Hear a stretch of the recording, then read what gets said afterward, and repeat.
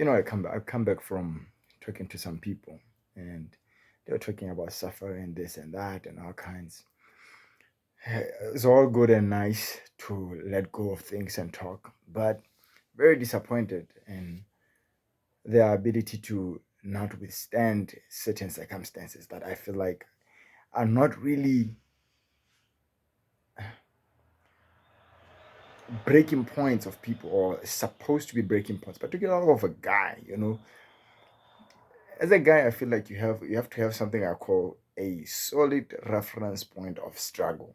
Yeah, that's a point where you can refer back to that you feel like it's solid enough or acceptable enough suffering that you can still push through to do your daily work, whatever the case may be that you are doing. And I say this because when I was a child, around 14, 15ish, there, I've always wondered what what makes us think that the pain felt by a child losing their pencil is any more different than an adult losing a car or something as huge as that. Obviously, from the outside looking in, you might say, well, evidently, but it's not that easy because the child actually doesn't have a reference points of suffering. For the child, the mere fact that they don't have what they want, be it it's yours, be it it's someone else's, be it theirs. If you say no to a child, they're crying. And to me, that seems to be almost the same level of suffering subjectively as the person who loses a car as an adult. But the difference there is that the, the, the adult now has a proper reference of suffering where if they lost a pencil, that is nothing to them. If you say no to borrowing them money, that's nothing to them. It's acceptable for them to be able to function still. You know, they have their bar of acceptable suffering is deep and meaningful, and that's what is supposed to be with the majority of people. I feel like, particularly people who are going to have people who are dependent on them, and people who are dreaming to have large goals and big life. You have to have a solid area of suffering. Mine is world wars.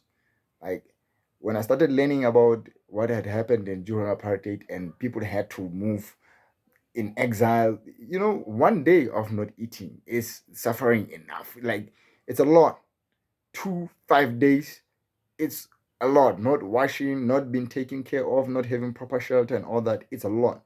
Now imagine you having to walk with all of that from this country to the next country with people actively looking for you to kill you anywhere for whatever reason, whether it's black, white, whatever the case may be. They are active. You are not gonna be robbed by accident. People are actively looking to kill you, and you have to survive that. You have to survive predators along the way. You have to survive hunger, dryness, all kinds of things like that, and still you have to persist all of that, and you end up being the leader of a nation.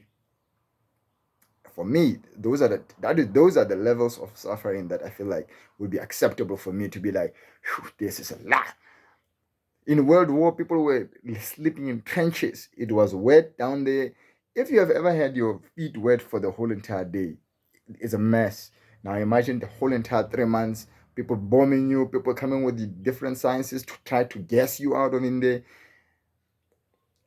and you still have to fight and survive. If you lose your eye, it's no time for you to be niggy biggy what.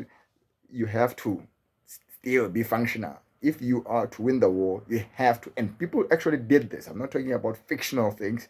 There were actual people who lost their eyes, their feet, their balls, all kinds of things, arms. Still, they had to continue and even help other people. So for me, the human spirit, at least in my perspective, is way more resilient. And hence, much of when I suffer, it's very impartial. Maybe sometimes I lose perspective and I'm like, you know what? I'm going through a lot. I'm being all nanny and sassy about it. And then I remember, hey, look, this actually is way tolerable as compared to what people had to suffer. Particularly the fact that I'm here, that means some ancestor of mine had to go through something along those lines. In honor of those people, my reference point of suffering or pain resistance, tolerance is I don't know if it's low or high, whatever the case may be. Fact of the matter is, it makes my life very tolerable under so many circumstances, particularly on the day that we are having electricity and cars and nice things. You can say you didn't eat, but then yesterday you were having full course meals from morning to the end of the day. That's what I wanted to say today. We will learn how to end these.